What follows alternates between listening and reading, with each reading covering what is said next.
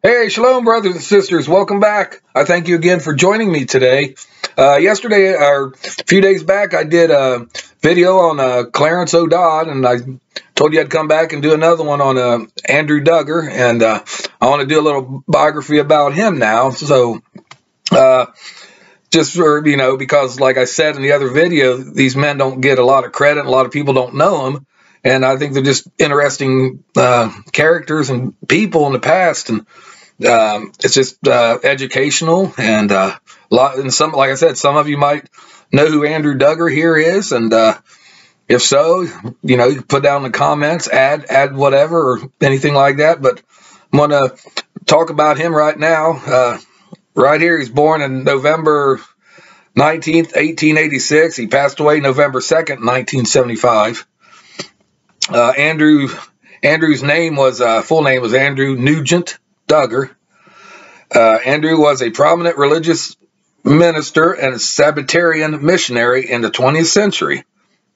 He was also the president of the General Conference of the Church of God Seventh-day in the USA during the periods 1921 to 1927 and 1929 to 1931. Mr. Duggar was considered the founder of the Unitarian movement, Churches of God Seventh-day of Mount Zion, a group of congregations that followed Duggar's leadership and influence to Jerusalem in Israel when it broke away from the General Conference of the Church of God Seventh-day. Duggar was the son of Alexander F. Duggar, a minister of the Church of God Seventh-day from 1874 until his death in 1910, who was the first vice president of the General Conference of the Church of God Seventh-day when the state conferences were unified into a single organization on October 5th, 1884. Andrew was a farmer and a school teacher in 1910. However, he was involved in church ministry affairs as early as 1906. Later, Andrew followed in his father's footsteps and dedicated himself to a career as a minister within the Church of God Seventh-day. For this to happen, Duggar had to sell his farm and go to the University of Chicago, where he learned theology and how to speak, in a oratory, and mastered biblical, Hebrew, Greek, and even the German language. In 1925, he married Effie Carpenter, and they had 5 children: John, Paul, Charles, Andrew, Orabelle, Naomi, and Mary. Some other reports said he had 8 children. But here I only found 5 names of the children. After graduation, he moved to Stanberry, Missouri, because of an invitation by the authorities of the Church Seventh-day, where he served as editor of the Bible Advocate magazine, a position he held for 18 years, from 1914, as well as the presidency of the General Conference of the Church Seventh-day in the USA.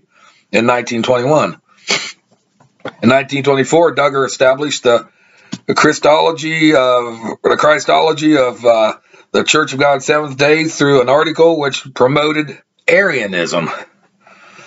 According to Robert Coulter, which is a minister, Christology would not be discussed again until 1980, when the church integrated the divinity of Jesus into their beliefs.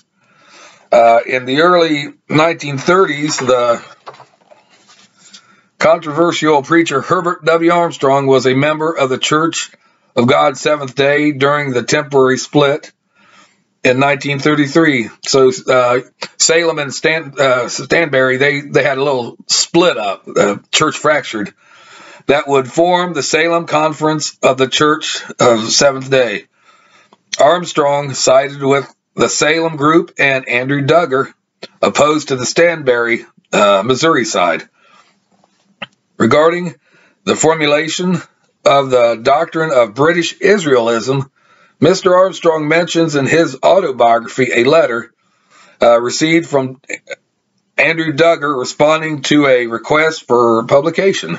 And here's what a letter wrote, what Mr. Duggar wrote Mr. Armstrong. Dear Brother Armstrong, I have just finished the manuscript of the third angel's message in British Israel. You are surely right. I cannot use it. May the Lord bless you. So, even though Andrew Duggar said it was right and Mr. Herbert Armstrong was correct, he just couldn't use it in his magazine. He didn't publish it.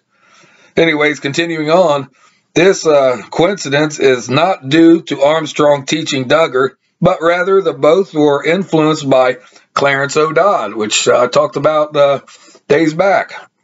Duggar was primarily interested in the work of prophecy and the relationship between the church and Israel that Dodd preached, while Armstrong was interested in Dodd's exploit British Israelism, who in turn learned it from Greenberry G. Rupert, along with the keeping of the biblical feast of Leviticus 23.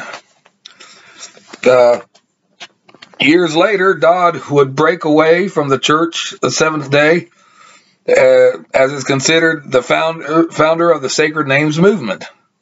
In 1949, there were talks of a reunification, and Duggar was against it when it was Salem and Stanbury. In 1952, he and his wife decided to move to Jerusalem in Israel and was living there by 1953. Andrew Nugent Duggar passed away in 1975 in Israel, Jerusalem.